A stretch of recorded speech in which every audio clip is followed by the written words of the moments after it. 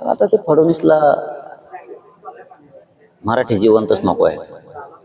ठीक आहे, खुनशीपणाच्या जोरावरती तो कुणालाच काम नाही करत, फडणवीस कोणालाच. प्रसाद लाडे या ठिकाणी तुमच्याशी चर्चा करण्यासाठी येणार आहेत. काय वाटतं, चर्चा सकारात्मक होईल का? आणि जर झाली तर मग तुमच्यावर उपोषणाची वेळ पण नाही? त्याशिवाय तुला कळतच नाही. तुला मराठा ताकद काय आहे कळलं. परंतु जे मगरुरी मस्ती डोक्यात हवा गेली ना, कळलं. मराठा आंदोलक मनोज जरांगे पाटलांनी पुन्हा एकदा आमरण उपोषणाची घोषणा केलेली आहे आणि हे उपोषण मी आता रखरखत्या उन्हात बाज टाकून करेल. त्यात मी पाणी घेणार नाही, फॅन असणार नाही त्यात, आणि कुठल्याही प्रकारची सुविधा त्या उपोषणात नसेल, असं जरांगे पाटलांनी स्पष्ट केलेलं आहे. आपल्यासोबत जरांगे पाटील आहे. दादा, काय सांगणार? पुन्हा एकदा उपोषणाची वेळ आलेली आहे. उद्या सरकारच्या वतीने या ठिकाणी मंत्री राधाकृष्ण विखे येणार आहेत, प्रसाद लाड येणार आहेत. काय वाटतं, पुन्हा एकदा उपोषणाची वेळ सरकार तुमच्यावर येऊ देईल? आणि काय चर्चा आणि काय हेच चर्चा आणि फिरच्या काय होतं बघूयात ना उद्या. पण तीच आंदोलन थांबणार नाही. त्यांनी आता प्रश्न, त्याला 10 महिने वेळ दिला होता आपण प्रश्न सोडवायला, किती देणार? त्यांना मराठी जगूच द्यायचं नाही, त्यांनी ठरवलंय मराठीवर अन्यायच करायचं ठरवलंय. तर आम्ही तरी पोरं कसे गप्प बसणार? मराठा समाज तरी गप्प कसं काय बसणार? काय करणार घरी झोपून? काय उन्हाळा झालेला बघायचा लेकरांच्या आयुष्याचा? आम्ही गप्प नाही बसणार.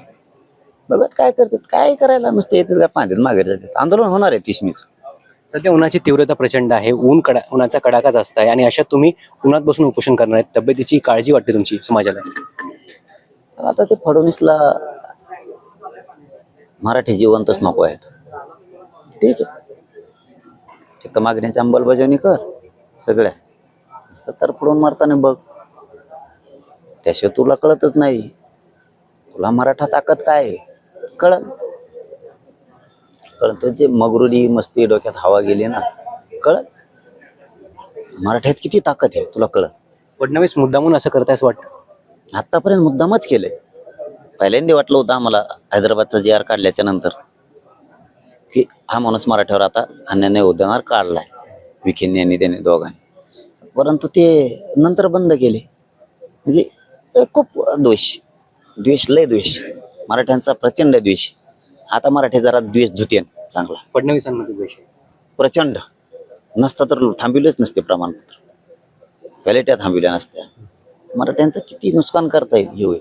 कारण याचे दुष्परिणाम काही दिवसांनी लय होणार आहेत. ती आता जितकं वाटोळ करेल, कधी ना कधी सत्ता जाईलच ना. हिशोब होणार, हिशोब चुकता होणार. दादा, यापूर्वी तुम्ही 8 वेळेस आमरण उपोषण केलंय. काही मागण्यांची पूर्तता झाली, काही मागण्या प्रलंबित आहेत. 8ही वेळेस उपोषणाची सांगता करताना आश्वासन दिले गेले, मात्र तुमच्यावर पुन्हा पुन्हा उपोषणाची वेळ आलेली आहे. आता परत नवं उपोषण तुम्ही करत आहात. समाजाला आवाहन केले की अंतरवाली नका, मात्र समाज मोठ्या संख्येने येण्याची शक्यता आहे. ती झाली एक प्रकारची माझ्यावरती माया समाजाची.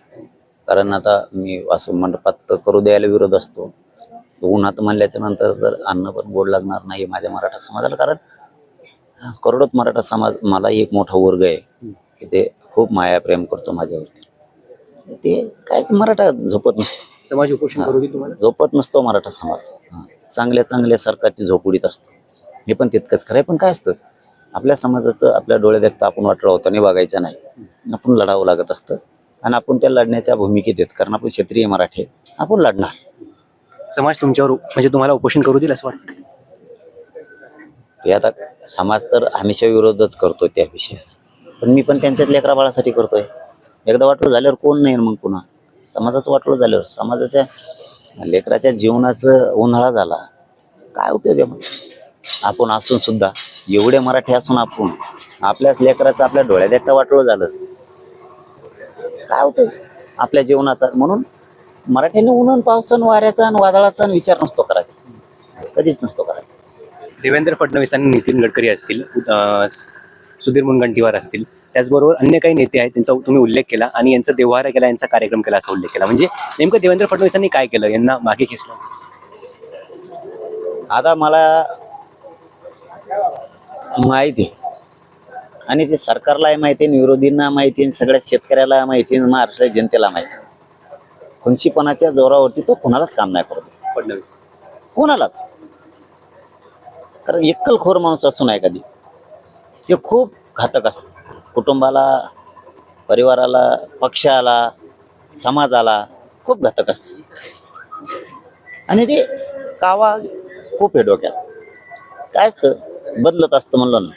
काँग्रेसला कधीच वाटलं नव्हतं त्यांची सत्ता जाईल.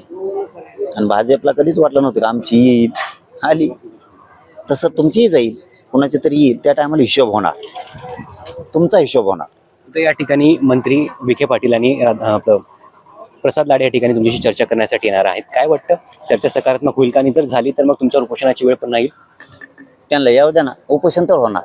त्यांना येऊ द्या, बघू चर्चा काय आहे ती. चर्चा तर बघू त्यांची. उपोषणावर ठाम आहात. ती 30ला होणार आहे. जर मागण्यांची अंमलबजावणी झाली तर? अंमलबजावणी झालं काय करायचं? आणि एका दिवसात होत असते त्यांना. 10 महिने झाले आणि एका दिवसात कशी होईल? भाजपमध्ये अंतर्गत खतखत आहे असं देखील तुम्ही पत्रकार परिषदेत आयचन त्याला काय नाही काय गट पडले. अरे लई मरणाचे येतं. नक्कीच आपण या ठिकाणी पाहू शकतो की मराठा आंदोलक मनोज जरांगे पाटलांनी आता पुन्हा एकदा 30 मे रोजी आमरण उपोषणाला बसण्याची घोषणा केलेली आहे. मात्र तत्पूर्वी उद्या सरकारच्या वतीने या ठिकाणी मंत्री राधाकृष्ण विखे पाटील आणि भाजपा आमदार प्रसाद लाड या ठिकाणी मनोज जरांगे यांच्याशी चर्चा करण्यासाठी येणार आहे. या चर्चेत नेमकं काय होतं हे पाहणं महत्त्वाचं असेल. गौरव साळी, मुंबई तक, जालना, अंतरवाली, सराठी.